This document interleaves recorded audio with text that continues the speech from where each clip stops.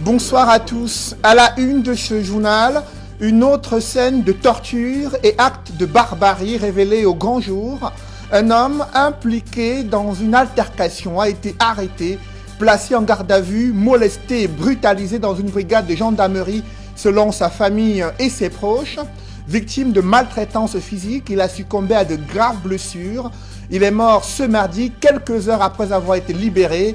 La scène se déroule au lieu-dit PK14 à Douala. Que s'est-il réellement passé entre le jour de son arrestation et sa garde à vue dans cette brigade de gendarmerie? Élément de réponse à suivre au cœur de ce journal. Qui va organiser les compétitions de football au Cameroun? Deux comités se disputent la compétence de pouvoir lancer les championnats de football au Cameroun. D'un côté, un comité intérimaire désigné par la FIFA après la suspension décidée par le TAS. De l'autre côté, en face, c'est un comité provisoire de gestion mis en place par l'Assemblée générale de 2009. Vous suivrez dans ce journal comment la guerre des tranchées est ouverte au sein de la Fédération camerounaise de football.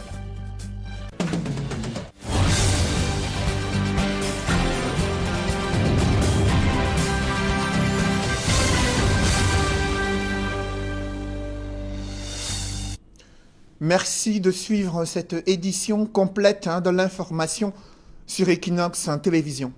Après l'annonce de l'arrestation de 8 éléments des forces de défense et de sécurité impliqués dans la torture d'un civil sur le théâtre de la crise anglophone, des zones d'ombre demeurent dans cette affaire. Equinox vous révèle en exclusivité le film intégral de l'arrestation de cet homme et son audition dans un commissariat de police du côté de Ndou, dans le Ndongamanton, région du Nord-Ouest. Arrestation et audition survenue bien avant ces scènes de torture. Le récit des faits avec Mathilda Kemazou et Jean-Paul Chouniat. Sur cette image, filmée à partir d'un téléphone portable, un commissaire de police et deux éléments, interrogeant Jean-Faï Mbongon, cet habitant de Ndou, soupçonné d'appartenir aux séparatistes Amba Boys, qui kidnappent, assassinent et décapitent les hommes en tenue et civils au nord-ouest, une des deux régions anglophones en crise. Si on livre de Galway about, nothing more to tell you, they don't hold you for waiting. Now, so if they don't send you, then they know they know. On voit bien le policier le mettre en garde contre tout jeu trouble qu'il tenterait d'entretenir. No be play, that matter no be play. When you try, you go die for the matter. If not them, they send you. Look out. Pris en flagrant délit de possession de deux cartes nationales d'identité, des gris-gris et des potions, Jean-Faï Mbongon se défend, déclarant que ces produits seraient des remèdes traditionnels contre une toux qu'il traîne depuis. Celui-ci, c'est quoi?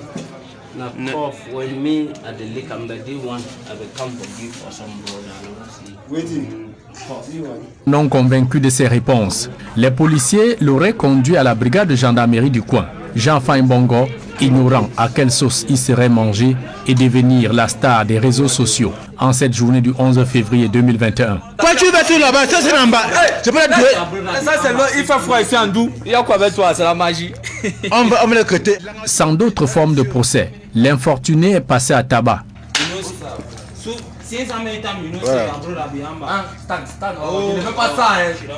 En plus des policiers, gendarmes et militaires musclent la torture pour lui arracher des aveux de ses connexions aux sécessionnistes Amba Boys. Ah, Moula, ce sont les pieds, tape sur les pieds et il va confirmer.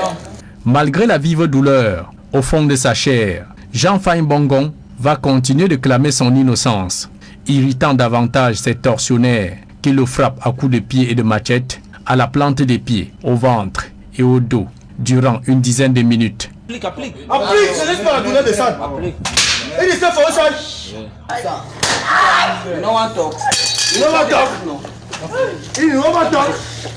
C'est la manœuvre. Ne lâchant le moindre aveu, jusqu'à son évanouissement à mort, Jean-Faï Mbongon sème le doute et l'incertitude dans l'esprit de ses bourreaux. Bon, regarde yo, on ne sait pas encore s'il est vraiment en bas. Tout va non. On ne connaît pas encore s'il est vraiment en bas. Aujourd'hui, l'opinion nationale et internationale s'interroge désormais sur les motivations des hommes en tenue à avoir torturé cet homme de la sorte, faisant filmer l'acte horrible pour la balancer sur la toile. La victime était-elle en communication avec les Zamba Boys? Autant de questions et de zones d'ombre que seule l'enquête en cours au ministère de la Défense pourra élucider. Une affaire à suivre.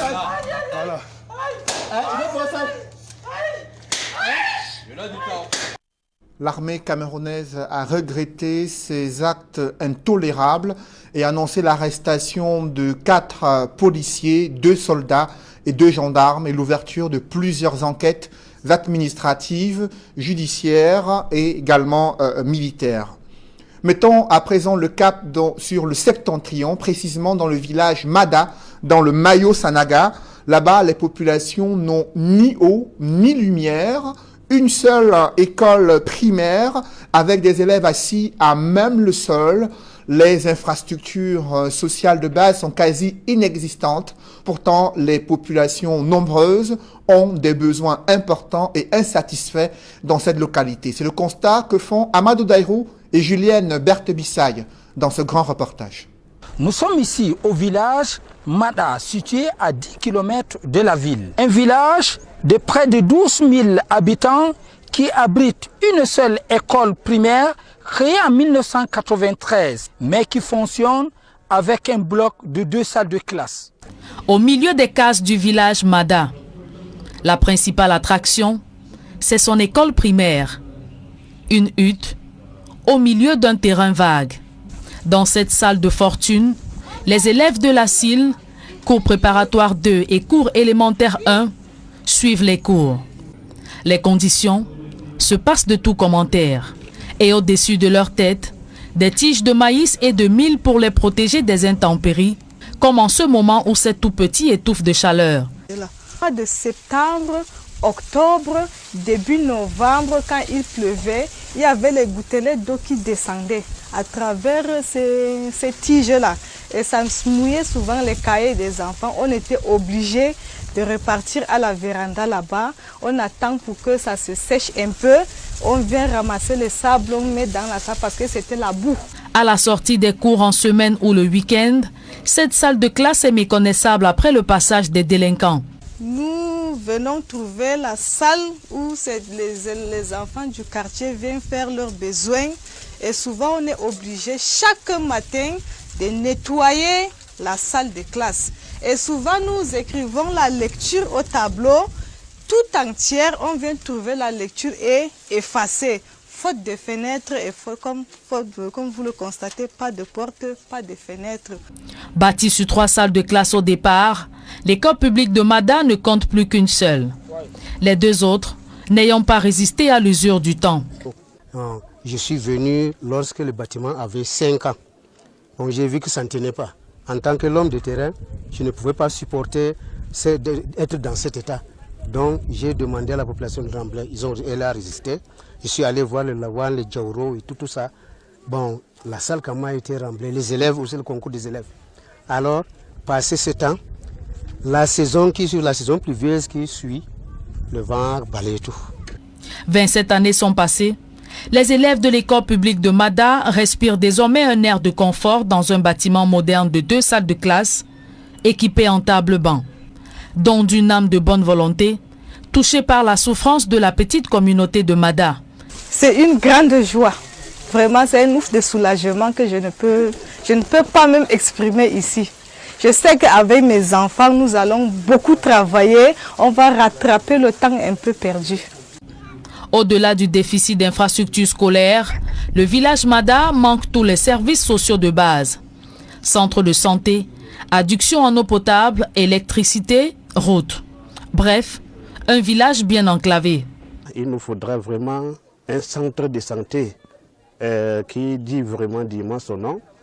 Parce que, imaginez, avec 12 000 habitants, on va soit à 5 km ou à 6 km pour se soigner. Souvent même les malades tombent même en route parce que vu les moyens de déplacement, vu également l'accès des routes, c'est déjà un problème. C'est beaucoup de problèmes même. De jour comme de nuit, les populations de Mada rêvent voir leur village transformé en une belle cité où il fait bon vivre. Restons dans le Grand Nord pour évoquer cette affaire qui s'apparente à une gabegie financière à l'université de Ngaoundéré. Dans les caisses de cette institution, près de 700 millions de francs CFA dépensés sans véritable justificatif. Révélation faite lors d'une réunion du conseil d'administration de l'institution universitaire. Un délai a été accordé à l'administration afin de voir plus clair dans cette affaire. D'autres précisions avec Jean-Blaise Noupayé et Jean-Paul Chouniat. À l'université de Ngaoundéré, la gabegie financière s'est érigée en mode de gestion depuis plusieurs années. L'opacité et les irrégularités dans les procédures comptables se dénombrent en quantité dans l'exécution des dépenses publiques de cette institution, financée à 95% sur le budget de l'État. L'interdiction des quittances manuelles. L'année passée, on a été confronté à des quittances manuelles. Que moi, je sais qu'il n'y a plus de quittances manuelles. Chaque fois que les quittances reviennent d'un service d'enregistrement, ils viennent d'abord chez le contrôleur sur bordereau. Nous ne voulons plus voir les prestataires porter les quittances en bas pour éviter le faux. Le bilan des mauvaises pratiques et toutes les indélicatesses de gouvernance que dresse le contrôleur financier se passe de tout commentaire pour avoir fait perdre des centaines de millions de francs CFA au détriment de la bonne marche de l'université de Ngaoundéré. Le compte d'emploi 2020 s'élève à 700 millions et personne n'a justifié. On a généralisé l'attestation d'immatriculation parce que ces simples papiers, les gens peuvent les éditer à dents et porter n'importe quel numéro. On a constaté qu'en mettant le numéro de quelqu'un dans le site de la direction, ça donne un autre nom. Donc nous allons veiller, ça va même être plus difficile. Illustration de cette malgouvernance universitaire. En 2018, l'institution a été incapable de respecter ses engagements du 4e trimestre, traînant ainsi des dettes ça et là. Le ministre des Finances, Lupaul Moutazé, a même refusé de combler un déficit à forte odeur de détournement de fonds publics à grande échelle. On va un peu serrer le coude pour chercher à régler les problèmes de 2018. Alors, le ministre des Finances ne veut pas nous donner l'argent, il dit de nous-mêmes faire comme on peut faire. Dans sa correspondance du 17 septembre 2020, il a demandé qu'on tienne compte de ça dans le budget de 2021. Donc ça veut dire que dans ce budget de 2021, on va résoudre toutes les problématiques des impayés de 4e tranche de 2018. Plus grave encore, dénonce le contrôleur financier. L'université de Ngaoundéré a dû payer cash une pénalité de 100 millions de francs CFA pour avoir prélevé des taxes sur des opérations sans les reverser au service régional des impôts. Interrogé sur cette malgouvernance institutionnalisée, le recteur de l'université de Ngaoundéré dit sa part. Qui est en train de faire ce genre d'exercice, c'est la même chose qu'on va faire. Et sinon, de manière globale, pour que les ordonnateurs délégués maîtrisent exactement ce qu'ils doivent faire pour une bonne gestion au sein de l'université. Les dirigeants de cette université vont donc devoir se débrouiller à trouver l'argent quelque part pour combler un déficit cumulé évalué à plus de milliards de francs CFA. Aujourd'hui, dos au mur, l'université de Ngaoundéré manque de moyens financiers conséquents pour payer le personnel enseignant et non enseignant et surtout achever la construction des infrastructures à l'abandon depuis des années. Au conseil d'administration de l'institution, le contrôleur financier siffle la fin de la récréation, demandant aux ordonnateurs de dépenses de serrer la ceinture. Ces agents feront désormais le gendarme. Le moindre franc CFA ne sortira plus des caisses sans être justifié. On va examiner vos dépenses de temps en temps pour voir s'il y a des rapports. Évitons les déblocages. Si vous avez déjà une dépense supérieure à 500 000, passez par un enregistrement marché en bonne et due forme. Le budget de 9 milliards 300 millions de francs CFA pour l'exercice 2021 ne suffira donc pas pour satisfaire tous les besoins sans cesse croissants d'une université qui compte en son sein une dizaine de grandes écoles de formation. Telle que menée au Cameroun, la politique fiscale est la cible de critiques virulentes venant des acteurs économiques, des chefs d'entreprise, sont exaspérés devant une forte pression fiscale dans un contexte de marasme économique, une stratégie gouvernementale jugée asphyxiante pour un secteur privé n'ayant perçu aucun soutien dans ce contexte de crise sanitaire. Ces préoccupations ont été présentées au directeur général des impôts, Mopa Modeste Fatouine. C'était lors d'une rencontre qui s'est tenue au siège du JICAM à Douala. D'autres détails avec Cédric Chouna et Donald Brice Kamgan. Alors, si nous déclarons de façon claire... Expliquer, écouter. C'était le maître mot de la rencontre entre Modeste Mopa Fatouine et les patrons des grandes entreprises. Pour les explications, elles ont porté sur les réformes fiscales de l'État et les innovations de la loi de finances 2021. Au rang de celle-ci, les exonérations dont bénéficient certains secteurs d'activité en guise de soutien à l'économie et que certaines entreprises locales disent ne pas en bénéficier. Nous produisons la seule unité au Cameroun qui produit des serviettes hygiéniques, le coton hydrophile, le coton cardé pour les hôpitaux. Si à nos intrants, on y applique les droits d'assises, vous comprenez simplement que nos coûts de production vont gonfler. On ne sera plus compétitif sur le marché. Le directeur général des impôts a indiqué que cette doléance, qu'il trouve pertinente, fera l'objet de son attention. Autre préoccupation, les pénalités fiscales que subissent les entreprises du fait des erreurs ou des lenteurs dans la délivrance des certificats de non-imposition. Réponse de Modeste Mopa Fatouine. Il n'est plus question qu'une entreprise paye pour des manquements de l'administration fiscale, l'objectif étant de créer la confiance entre les parties. De dialogues doivent exister pour que de temps en temps nous regardions ensemble le curseur.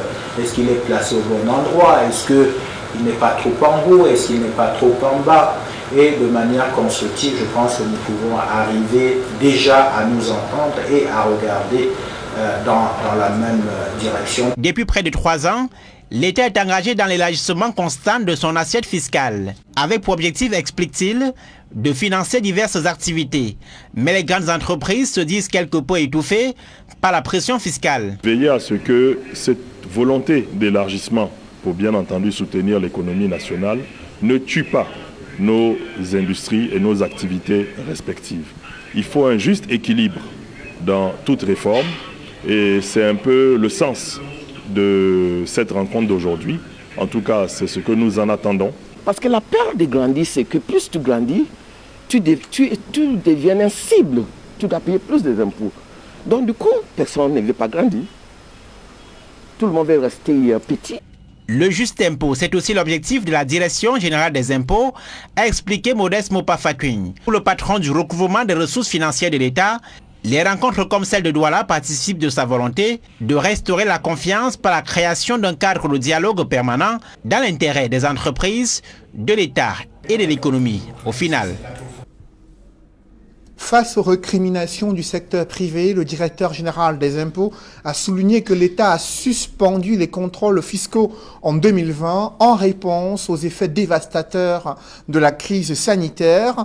Modeste Mopa Fatouine annonce la mise en œuvre des réformes visant à faciliter le paiement des impôts. Je vous suggère d'écouter le directeur général des impôts durant sa séance de travail avec des acteurs économiques.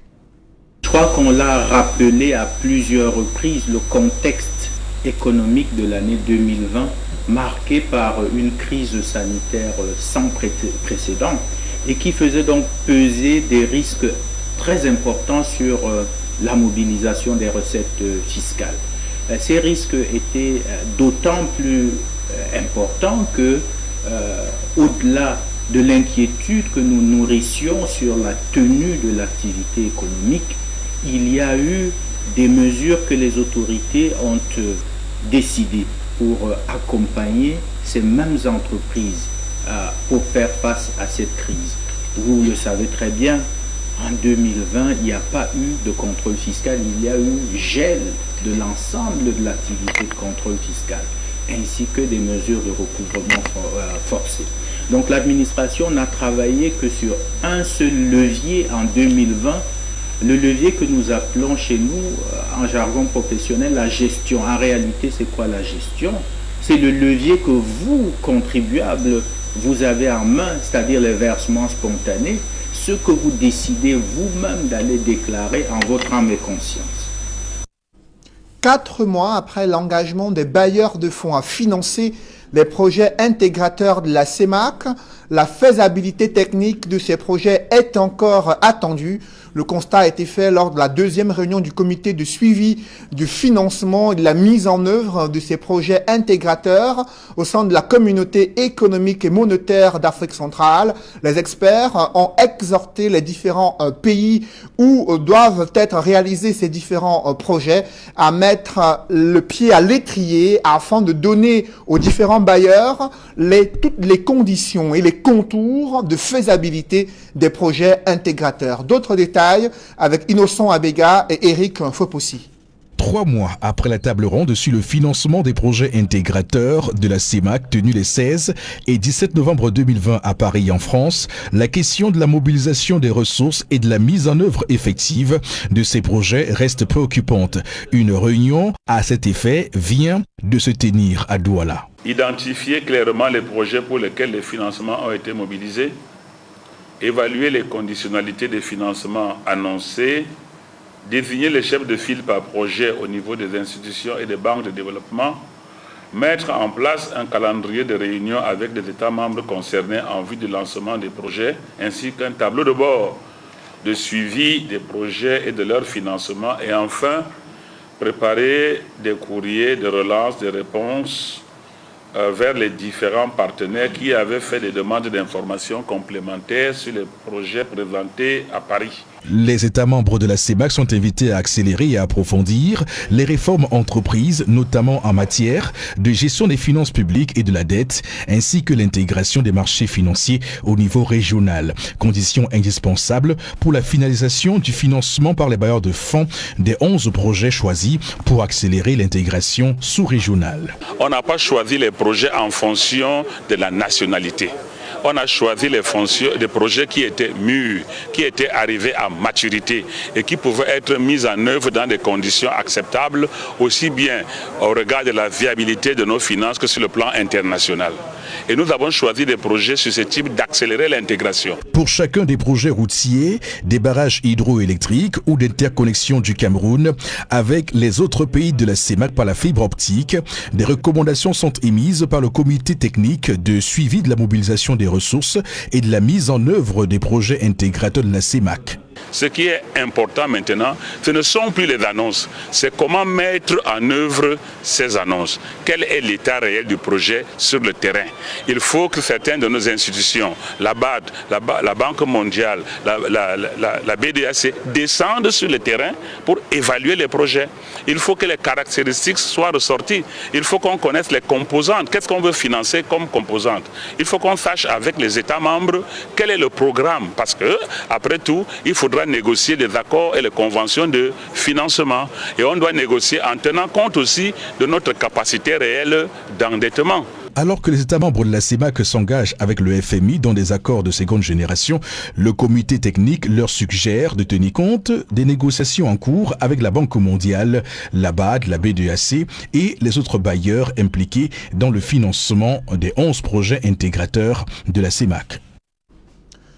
C'est l'histoire d'un agent de sécurité en faction dans une microfinance qui vient de succomber à de graves blessures et une maltraitance physique. Selon sa famille, ces sévices corporels sont les conséquences d'actes de torture infligés à leur frère durant sa garde à vue dans une brigade de gendarmerie située au lieu dit PK14 à Douala.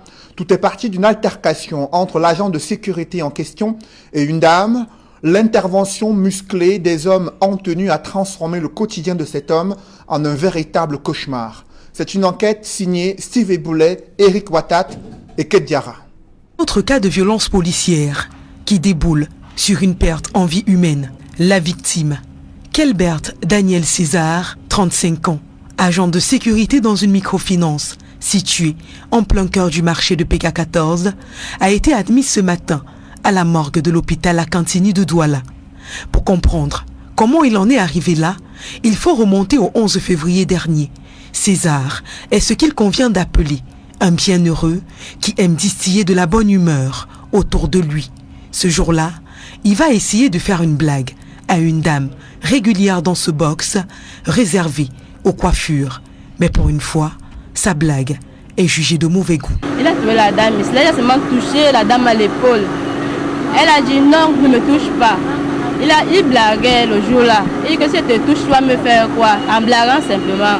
Elle dit non, ne me touche pas, ne me touche plus. Bon, lui, se disait que peut-être que ce sont les blagues qu'il fait souvent avec les gens ici là. Nous sommes habitués à ces blagues. C'est ainsi que les choses dégénèrent et une bagarre s'ensuit. La dame se lève, elle ramasse la bouteille qu'elle avait à main, la bouteille d'eau à boire qu'elle avait à main. Elle veut taper le gardien avec. Il prend maintenant la bouteille là, il botte ça, la bouteille va tomber là-bas devant. Après elle s'est levée, c'est elle la première à se lever. Elle porte au tabouret, elle dose le gardien.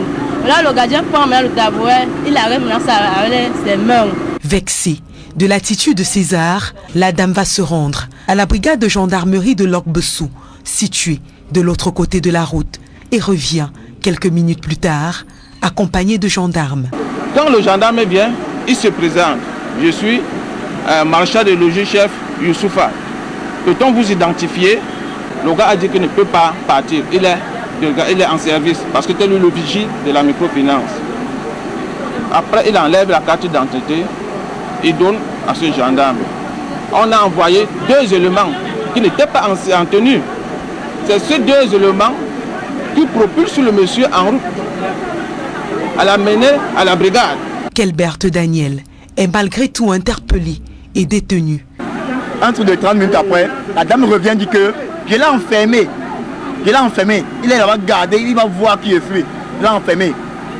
Alors même la dite somme qu'elle devait payer pour les tresses là, elle n'a pas voulu les payer. Donc c'est elle qui me paye. C'est plutôt le gendarme qui m'a payé la honte de revenir à ma femme. Sa compagne et sa sœur, qui se chargent de lui ramener des produits de première nécessité, déclarent avoir trouvé un homme amoindri, fatigué par les coups et les actes de violence subis au cours de sa détention. Le 13 février, soit 2 jours seulement après son interpellation, sa sœur lui ramène à manger dans sa cellule et face au refus des gendarmes, elle avoue avoir forcé le passage. Dans la colère, je suis entrée forcément dans la gendarmerie. Ce sont les prisonniers qui étaient en cellule qui me disent là où on a enfermé mon frère. J'ouvre là-bas, je regarde, je vois le lit vide. Quand je regarde derrière la porte, je vois mon frère couché en train de convulser, il est en train de rejeter la salive, les yeux sont en train de partir. Mon frère, la langue partait, il avait déjà croqué la langue. Sous le choc, elle pousse un cri de détresse. J'appelle les gendarmes, mon frère est en train de partir, vous êtes là assis. Les gendarmes ne viennent pas. J'appelle les gendarmes, mon frère est en train de partir, les gendarmes se lèvent. Quand ils viennent guetter, ils constatent que mon frère est couché au sol. Ils constatent que c'est là que l'un d'entre eux demande qu'on peut lui faire sortir en salle pour qu'il puisse le taper. C'est quand ils constatent que mon frère est en train de vomir déjà le sang qu'ils ont pris au sérieux. Ils ont délégué l'un de leurs collègues qui part chercher le taxi pour l'amener à la Quintinie. Finalement, c'est à l'hôpital de district de la Cité des Palmiers qu'il sera transporté. Face à sa situation qui se dégrade, un transfert est effectué ce lundi vers l'hôpital La Quintinie de Douala où la victime semble aller mieux. Mais ce mardi matin, c'est un coup de fil de son médecin traitant qui va mettre un terme à l'espoir de la famille. Après un malaise, Kelbert Daniel César est passé de vie à trépas. Une mort que la famille attribue aux actes de maltraitance et de non-assistance à personne en danger, ce d'autant plus que les témoins oculaires de son arrestation affirment. À la brigade, je ne sais plus comment la fête a continué. Mais ce que je me rappelle, c'est que le soir, il y a un indique au nom de Ndjambe qui est venu ici devant ma boutique danser. Il a bien fouetté ce monsieur avec de la machette jusqu'à fendre son dos et qui va lui montrer. Le lendemain, son collègue Eyen, qui est aussi un indique, vient, il me dit que quand il y a un plan comme ça, il ne faut pas que je me mêle parce que cette affaire peut m'amener loin. Je lui ai dit, monsieur, vous n'êtes qu'indique. Vous n'êtes qu'indique, vous ne m'intimidez pas. Il a dit, il a reçu un coup de fil. Il me dit, voilà donc que je pars déférer. Je lui demande, vous partez au déféré, vous êtes gendarme. Si le commandant de la brigade de gendarmerie de Lok-Bessou affirme ne rien savoir des actes de violence qui auraient été portés sur ce jeune citoyen au sein de son unité, les photos prises par la famille du défunt au fond de sa cellule et dans le taxi, ainsi que le rapport médical laisse penser à un cas de violence qui aurait été exercé par des forces de maintien de l'ordre sur ce citoyen qu'ils avaient pourtant le devoir de protéger. Et aux dernières nouvelles sur l'affaire de torture survenue à Ndou, la victime, se portant bien, est sortie de l'hôpital et l'on apprend qu'elle a été à nouveau interpellée par la gendarmerie. Les circonstances demeurent encore floues du côté de Ndou, dans le Ndongamanton, région du Nord-Ouest. Alors que le flou persiste sur la stratégie et le calendrier vaccinal contre le coronavirus au Cameroun, en Guinée équatoriale, le président de la République et ses proches collaborateurs ont donné le ton d'une campagne de vaccination en cours dans le pays. Teodoro Obiangema s'est même fait vacciner contre le Covid, appelant la population à faire de même pour se mettre à l'abri de ce virus. Des précisions avec Nadine Yambou. Sur cette vidéo, le couple présidentiel équato-guinéen recevant le vaccin contre le coronavirus. Les doses reçues par la classe dirigeante font partie de la première cargaison de 100 000 doses de vaccins chinois arrivées à l'aéroport de Malabo. La Guinée équatoriale, c'est le premier pays d'Afrique centrale approvisionné en vaccin anti-Covid élaboré par une firme chinoise. Ce don est la promesse de Pékin faite lors du sommet Chine-Afrique l'an dernier. La première dame des Guinées équatoriales appelle les populations à surmonter la peur et à se faire vacciner. J'ai pu dépasser mon inquiétude pour franchir cette étape car j'ai compris qu'il est question de préserver ma santé et je vous invite, cher peuple équato-guinéen, à prendre chacun votre vaccin. Nous devons nous faire vacciner pour préserver la santé de la population. Dans cette première phase de la campagne de vaccination, seuls les personnels de santé, les fonctionnaires travaillant aux frontières du pays et les personnes à risque qui bénéficient du vaccin. Avec plus de 6 000 cas et 87 décès, la Guinée équatoriale fait face à une résurgence de la maladie ces dernières semaines. Le couvre-feu reste en vigueur dans le pays. Le gouvernement durcit les mesures de restriction pour contenir le virus. Et au Gabon voisin, le pays d'Ali Bongo Ondimba planifie sa stratégie de vaccination contre le coronavirus. Il vise 20% de la population, soit 450 000 personnes. Aucun vaccin n'a encore été validé. Les pouvoirs publics affirment vouloir s'assurer de l'efficacité de ces vaccins avant leur entrée sur le territoire. Mais un choix est déjà porté vers un vaccin européen. Contrairement à ses deux voisins, au Cameroun, c'est le mystère total autour de l'équation du vaccin. Aucune information officielle ne filtre. Le corps médical dénonce le flou qui entoure la question dans le pays. Des virologues déplorent sous cap l'absence d'une stratégie vaccinale et la gestion de la crise sanitaire, alors que de nombreuses vies sont fauchées par le virus. Au ministère de la Santé publique, c'est le silence total. Néanmoins, une première réunion préparatoire à l'introduction du vaccin contre le coronavirus s'était tenue le mois dernier à Yaoundé. C'est une question qui taraude l'esprit des Camerounais. Qui organisera les compétitions de football au Cameroun? Deux comités se disputent la vedette. D'un côté, il y a le comité intérimaire, désigné par la FIFA après la suspension du TAS. En face, c'est un comité provisoire de gestion mis en place par l'Assemblée générale de la FECAFOOT de 2009. Les deux comités ont tenu des réunions ce mardi à Yaoundé avec pour objectif d'annoncer la préparation de lancement des championnats de football au Cameroun. Des précisions dans ce reportage signé Élisée Bogba et Ike Cyril. Au siège de la Fédération camerounaise de football au quartier Tchinga à Yaoundé, des visages bien connus de présidents ou représentants de clubs sont réunis autour de Seydou Mbombo Njoya. Celui qui signe désormais comme président par intérim de la FECAFOOT lève d'abord le voile sur la portée juridique des actes qu'il s'apprête à poser. Il est important de vous rassurer que c'est en toute légalité, légitimité et sérénité que nous organisons ces championnats. Seydou Mbombo Njoya donne par la suite l'objectif de la rencontre. Notre réunion de ce jour, comme vous le savez, a pour principal objectif d'examiner les voies et moyens pour la relance de notre championnat professionnel pour la saison 2020-2021. En ce qui concerne la FECAFOOT, Toutes les dispositions sont déjà prises pour le démarrage effectif de ces compétitions. Pour la nouvelle saison, les championnats Elite 1 et Elite 2 se joueront en 2 sous-poules déjà constituées. Match d'ouverture pour l'Elite 2 le 26 février. Match d'ouverture pour l'Elite 1 le 27 février 2021. Seydou Mbomo Djoya espère que l'État mettra à sa disposition les stades et moyens financiers nécessaires au lancement de la saison. La question des infrastructures et des subventions de l'État n'est plus une énigme. Nous sommes confiants que cette problématique sera résolue dans les plus brefs délais. À Tinga, l'on parle relance des compétitions. Mais dans le même temps, au siège de la Ligue de football professionnel, au quartier Fouda à Yaoundé, le CPG, Comité provisoire de gestion, mis en place par l'Assemblée générale 2009, est réuni en séance ordinaire. Après avoir examiné les points inscrits à l'ordre du jour, la première décision est prise. Les championnats Elite 1 et Elite 2 seront organisés par la Ligue de football professionnel du Cameroun. Nous avons rétabli la Ligue professionnelle conformément à la décision du tribunal arbitral de sport, décision devenue définitive, dans ses fonctions d'organe chargé de l'organisation du championnat professionnel de football du Cameroun. Le CPG met en garde les présidents de clubs qui seraient tentés de prendre part à un championnat organisé par toute autre entité que la LFPC.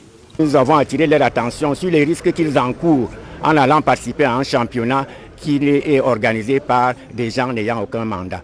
Parce qu'après, le résultat du championnat peut être attaqué, ils auront perdu et l'argent et l'énergie. Suspendu par le TAS, mais maintenu en fonction par la FIFA pour gérer les affaires courantes, l'équipe conduite par Seydou Mbomo Djoya est également la cible du comité provisoire de gestion.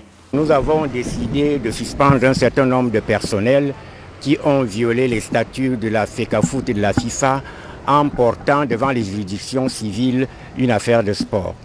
Deuxième chose, nous avons retiré au comité intérimaire, qui est de l'autre côté, les pouvoirs d'organiser quelques manifestations que ce soit. Mais si le calme a régné à Tinga pendant les travaux de l'exécutif désormais intérimaire de la FECAFOOT, la tenue de la séance ordinaire du comité provisoire de gestion au quartier Fouda, par contre, n'a pas été un long fleuve tranquille. Des éléments des forces de l'ordre ayant fait irruption dans la salle ont tenté d'interrompre les travaux.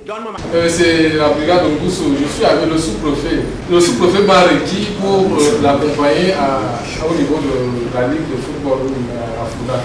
Non, vous fonctionnez avec la loi. Vous pensez que c'est l'arbitraire. Vous pouvez décider arbitrairement de faire ce que vous voulez sans vous appuyer sur la loi. On l'a envoyé pour interdire la réunion. J'ai demandé, est-ce que j'ai fait une déclaration de réunion? Je suis dans un service, je tiens une réunion avec les gens du service, qu'on me montre l'arrêté d'interdiction. Après moult tractations et des coups de fil passés ça et là, les travaux sont allés jusqu'à la fin. Le président du CPG annonce qu'il ne reculera devant aucune forme de pression. Sauf décision de la plus haute autorité, je ne céderai à aucune pression ou à aucune intimidation. Sur cette lancée donc, le CPG s'est penché sur le cas André Onana. Suspendu par l'UEFA pour dopage, le gardien de but des Lions indomptables pourrait manquer la CAN 2022.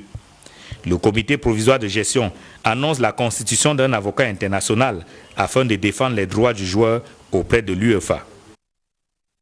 Mesdames, messieurs, c'est la fin de ce journal. Merci de l'avoir suivi. Juste après cette édition de 20h, retrouvez Serge Alain Autou et ses invités pour le débrief du journal sur le plateau d'Equinox Soir. Serge Alain. Un agent de sécurité succombe à ses blessures dans une brigade de gendarmerie. C'est une scène effroyable vécue il y a quelques jours au lieu dit PK14 à Douala. Il a eu une altercation avec une dame. Celle-ci a appelé en rescousse des éléments de cette gendarmerie. L'agent en question placé en garde à vue en est ressorti complètement torturé, maltraité physiquement à la suite des multiples dénonciations et pressions de sa sœur qui a témoigné dans cette enquête exclusive. Et vous avez suivi comment il a succombé à ses blessures. Dans le certificat médical, il est confirmé qu'il a subi des actes de maltraitance physique, mais à la brigade de gendarmerie, on nie les faits, mais les circonstances de sa disparition restent floues. Tout le monde pointe un doigt vers les éléments qui l'ont transporté et placé en garde à vue. C'est Alain. Voilà, madame, monsieur, c'est donc l'essentiel. Equinoxe Soir, deuxième partie. Bonne soirée à vous. Je vous souhaite une bonne soirée, Serge Alain. Rendez-vous demain 20h. Dans un instant, madame, monsieur, la suite. Equinoxe Soir.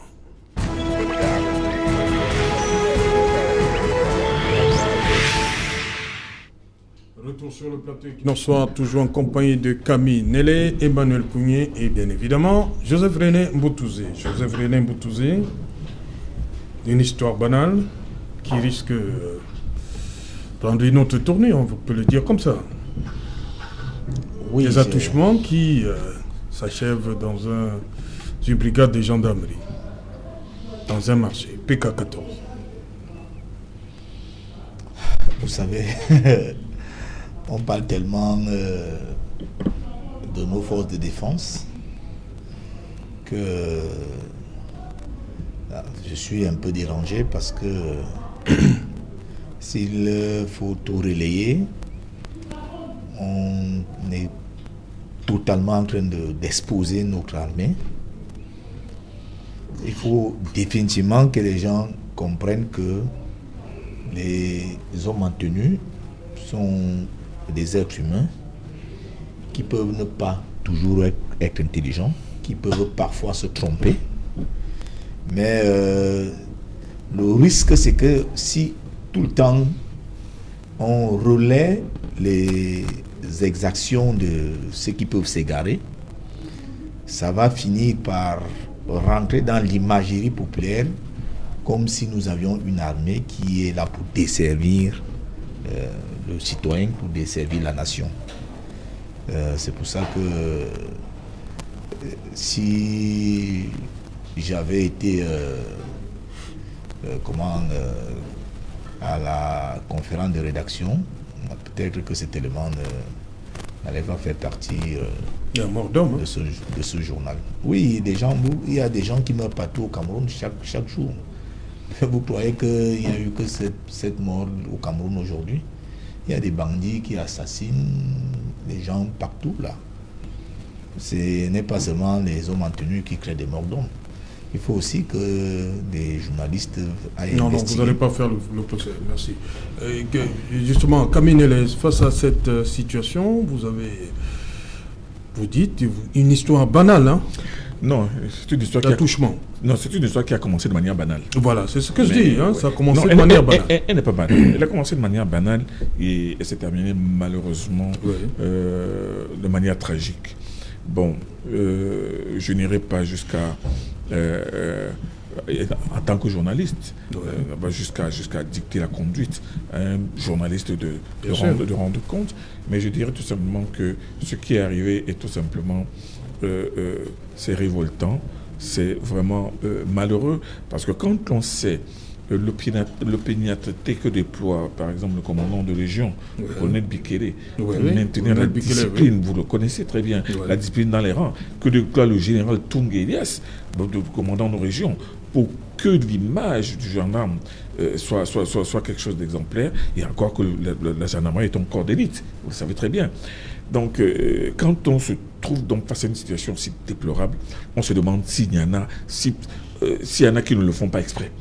C'est-à-dire qu'on ne peut pas dire qu'un gendarme qui est normalement sorti d'une école, qui a au-dessus de lui une hiérarchie, qui le moralise tous les jours, mais qui va poser des actes qui vont le desservir lui-même. Ce gendarme ou ces gendarmes qui ont molesté ce citoyen, qui l'ont torturé au point que quelques jours plus tard, il en meurt, c'est terminé. Ça, c'est des gendarmes qui vont se retrouver en prison. Et aux dernières nouvelles, moi, j'ai même appris tout à l'heure que ces gendarmes ont été interpellés, sont placés en garde à vue, sont en train de subir un interrogatoire, parce que les autorités de la gendarmerie et du littoral et de la région n'accepteront pas cela. Mais Mboutouzé, lui, il semble pas analyser ça. Hein, il dit... Monsieur Mboutouzé a certainement une réaction, il s'est senti gêné.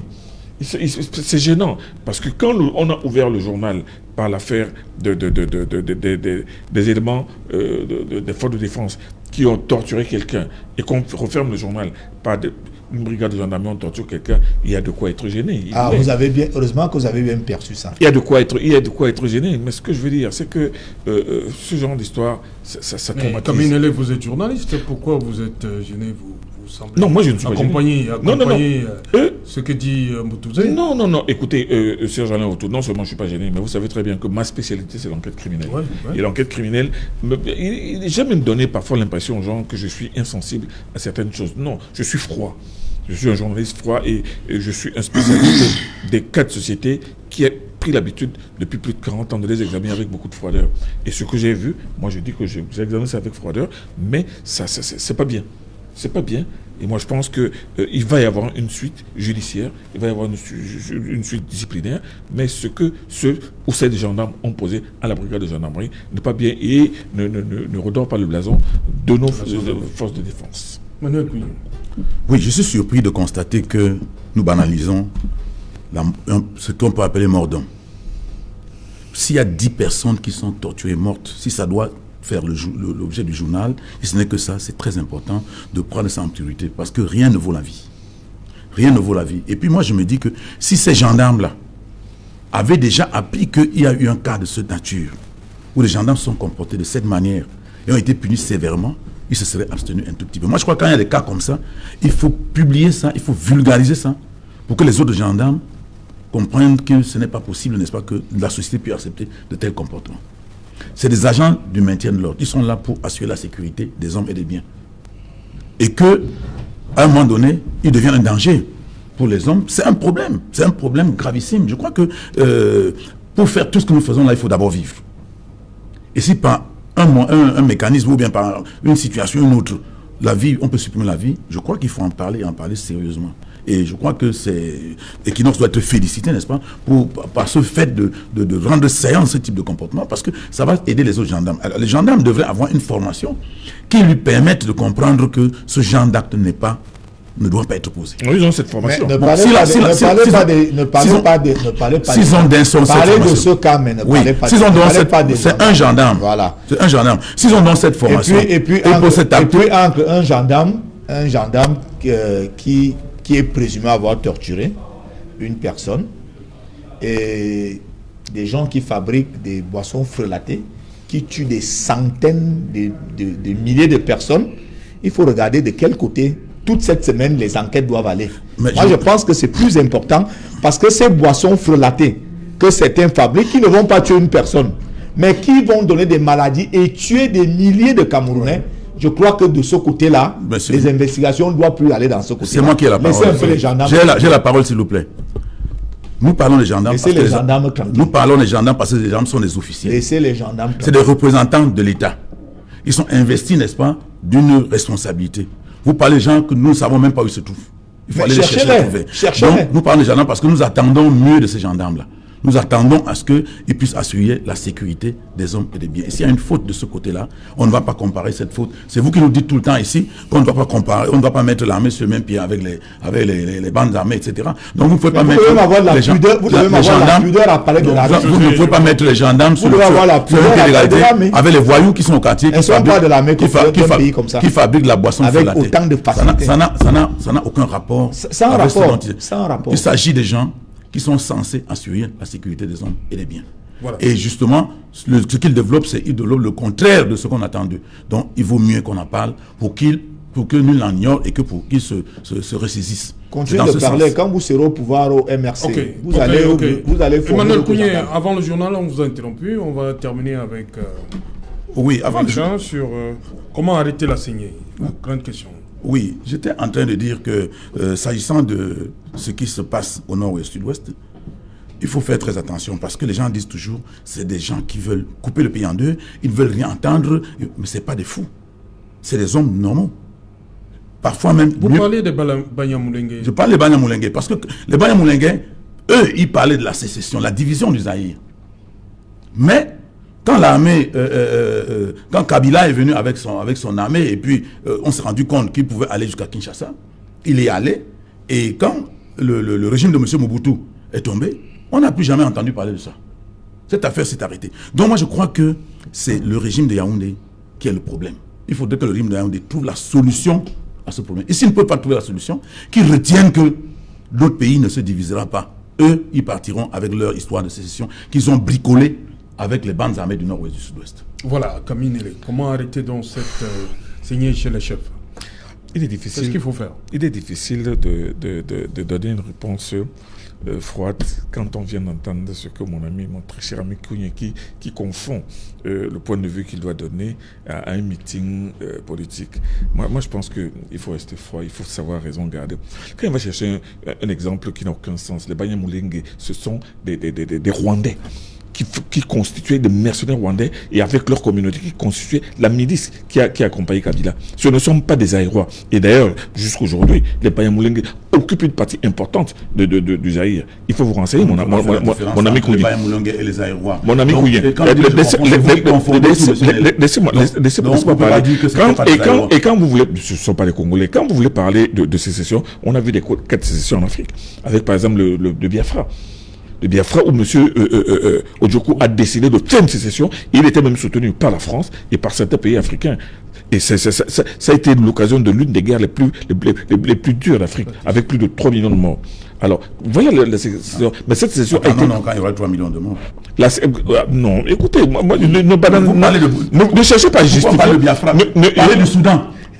Mais le Soudan, pourquoi parler du Biafra? Mais vous, est-ce qui se passe au Soudan aujourd'hui?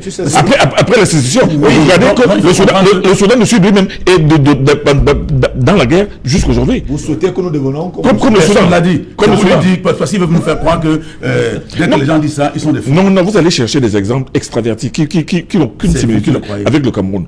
Et maintenant, quand vous allez les chercher, prenez au moins la précaution de vous dire, de vous mettre dans le vrai. Ne restez pas dans le fantasmatique. Donc ce que je voulais dire, c'est que la solution aujourd'hui, il n'y a pas une solution. Il n'y a pas de baguette magique. La première chose, la première urgence, c'est de faire comme on fait dans tout pays organisé. C'est-à-dire qu'on ne négocie pas avec les assassins et les tueurs. On les éradique. Restons sur la protection des chefs. La protection, on n'apprenne pas qu'on a exécuté un autre chef. La protection des chefs, donc, vous posez une belle question.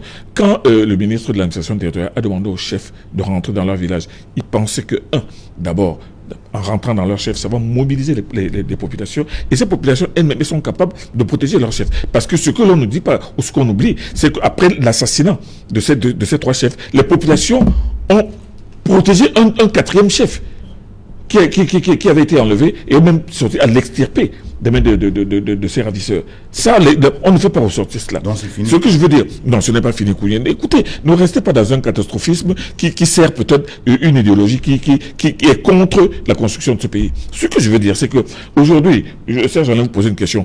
Comment assurer la protection des chefs? L'armée est là, la gendarmerie est là, les populations elles-mêmes sont là. Et les populations sont même les premières à être concernées. Alors, ces populations qui doivent savoir que les chefs, si des individus qui n'ont rien à voir avec leur village viennent tuer leur chef. Mais ça veut dire que ces gens-là ne peuvent pas leur assurer le bonheur. Et ces gens-là tueront quiconque sera contre eux. Je pense que le premier protecteur de ces chefferies, c'est la propre population. Maintenant, ces populations seront davantage soutenues maintenant par l'armée qui a compris. Parce l'armée pensait qu'avec les populations, ça pouvait conforter les populations dans la protection, dans le retour à leur propre bercail. Mais non, je pense que l'armée va prendre davantage de mesures pour assurer davantage la protection de ces chefs. Et moi, je pense que c'est le début d'une solution. Et je suis sûr d'une chose. Je suis certain que l'assassinat barbare de ces chefs va susciter une réprobation dans cette région-là qui va peut-être commencer à faire ce qu'on appelle un retour de manivelle. Pour vous, Mboutouze, comment assurer la quiétude les autres chefs, est-ce qu'ils sont dans quel état d'esprit selon vous maintenant? Ils ont peur? On peut se demander à qui le tour, c'est ça? Dans le sud-ouest? C'est légitime que lorsque certains chefs sont tués, que d'autres aient peur. Mais je pense que... comment faire donc pour qu'il n'ait plus peur? Oui, il faut que les régions du nord-ouest et du sud-ouest s'organisent pour mettre fin à cette barbarie.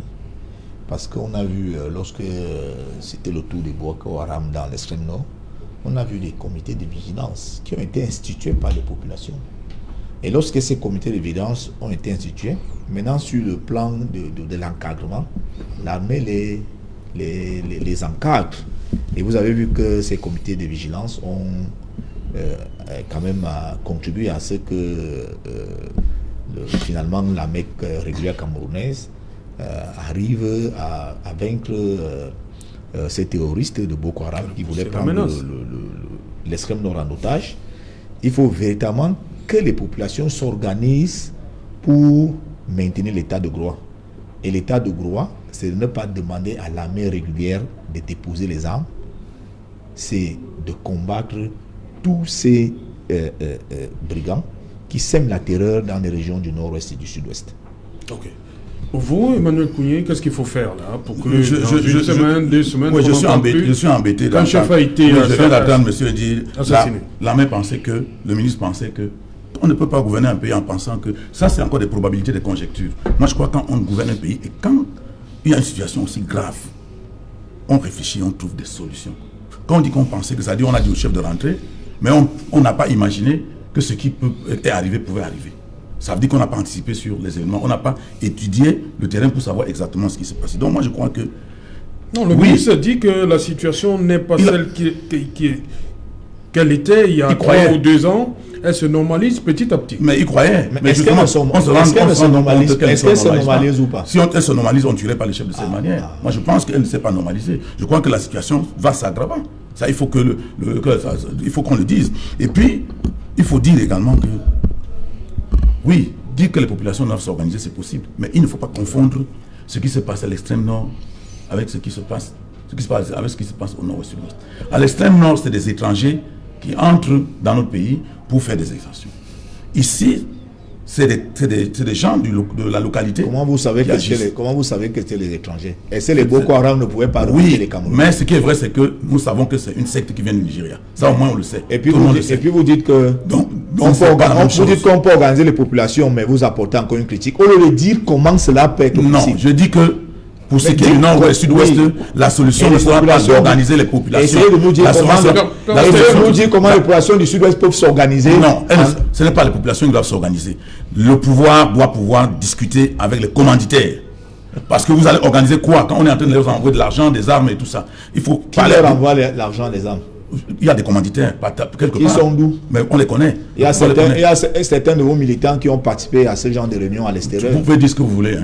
Vous dites, si vous avez pleurniché, vous êtes incapable de faire votre travail, vous cherchez les boucs émissaires. On les a vus. C'est votre problème. Vous êtes incapable de gouverner. Cher monsieur, déposé, vous ne pouvez plus gouverner le Cameroun. C'est vous qui tout ce qu'on doit vous dire. En passant dans des réunions où vous n'avez plus la capacité de gouverner le Cameroun. Ça vous dépasse. Merci. Il faut laisser tomber. Kaminele, vous vouliez réagir sur... Vous avez pris l'argent des Camerounais. Vous avez détourné. Joseph René Mboutouzé. Parlez-nous un peu de suivi. Joseph René, vous avez avalé. Kaminele, vous voulez parler du vaccin. On voit nos voisins, le Gabon qui s'active. Et on a vu le président Théodore Obiang Bazogo qui est déjà... Attends, se faire vacciner. Mais on devrait se pose la question. Nous devrions d'abord chercher à savoir. Non, nous devons d'abord chercher à savoir si c'est le vrai vaccin comment? Si c'est le vaccin qu'on lui a inoculé. Mais je vais vous dire une chose. Oui. Je vais peut-être gêner beaucoup de gens. Mais moi, je suis en train de dire que ce qui se passe avec ce vaccin, et ce vaccin qui va se démultiplier. Parce qu'on a parlé de vaccin contre le Covid. Maintenant, on dit que non. Pendant qu'on est en train de vacciner les gens contre le Covid, on dit que non. Il y a une variante de l'Afrique du Sud. On va aussi vacciner les gens avec la variante. Et ensuite, non, il y a une variante anglaise. Et maintenant, on dit bien, il y a une variante béninoise ou je sais pas. Alors, on va se retrouver avec 7 variantes. Donc, on va vacciner les gens 7 fois. Mais ça devient ridicule, cette affaire-là. Et moi, je pense que les scientifiques africains, pas les scientifiques occidentaux, qui gèrent, qui régente l'industrie pharmaceutique mondiale. Les scientifiques africains devraient se réunir et démontrer que cette maladie... Ils sont passés par l'école occidentale. Ils sont passés par l'école occidentale, mais vous avez vu très bien que ce qui se passe en Afrique aujourd'hui, curieusement, les Noirs... On a démenti... la fameuse aide que l'on demandait de dispenser à l'Afrique au début. Parce que quand ça a commencé à tuer les gens aux États-Unis, non, nous devons sauver l'Afrique. Mais l'Afrique n'était même pas protégée. L'Afrique a déjoué tous les pronostics. D'ailleurs, la preuve est là. Parce que si le Covid était ce qui... Et maintenant, quand on regarde même le nombre de contaminés, le nombre de guéris et le nombre de morts, on verra que le taux de létalité de ce Covid est minime, infime. Merci. Il est 1 ou 2%. Donc, moi, je pense que il faut que les scientifiques africains ait le courage de parler et maintenant de dire la vérité en face à ceux qui représentent l'industrie pharmaceutique mondiale que votre histoire de Covid, là, c'est bon pour vous. Par rapport au vaccin, moi je pense qu'on a grandi avec les vaccins. On nous a vaccinés depuis que nous sommes enfants. Moi je suis un scientiste, je crois à la toute-puissance de la science. Le jour où il y aura le vaccin contre le Covid, moi je me ferai vacciner. Il n'y en a pas encore? Le jour que ça sera disponible au Cameroun, moi, je me ferai vacciner. Il y a Sputnik V, il y a Moderna. Je me ferai vacciner. Il y a AstraZeneca. Et donc vous aurez plusieurs vaccins, Boutouzi. Non, je vais me faire vacciner. Mais même pour les variants. Qu'est-ce que vous allez faire des variants? Vous imaginez combien de fois j'ai été vacciné depuis que je suis bébé? Pourquoi ces vaccins-là, vous y croyez à l'époque, mais maintenant, pour le Covid? Non, merci. Pour une raison simple, on nous a dit, on nous a appris que le vaccin, laissez-moi terminer, le vaccin est préventif, il n'est pas curatif. Et maintenant, on est en train de nous faire croire qu'une maladie qui n'existe depuis 1 an, on a déjà trouvé un vaccin. Donc, on vous donne le vaccin en 9 mois. Est-ce qu'on a eu le temps d'expérimenter de constater tous les éventuels effets secondaires? Parce que c'est une histoire. Merci. Cette histoire-là, on va nous dire. Vous allez refuser de vous ouvrir au monde parce que vous avez. Merci, cher monsieur. Merci. Merci, Kaminele. Merci, Emmanuel Kougné. Voilà, madame, monsieur, nous sommes arrivés au terme de cette édition et qu'il en soit rendez-vous. Il est pris pour demain, 19h. Bonsoir, Carrefour Madelon. Bafoussam.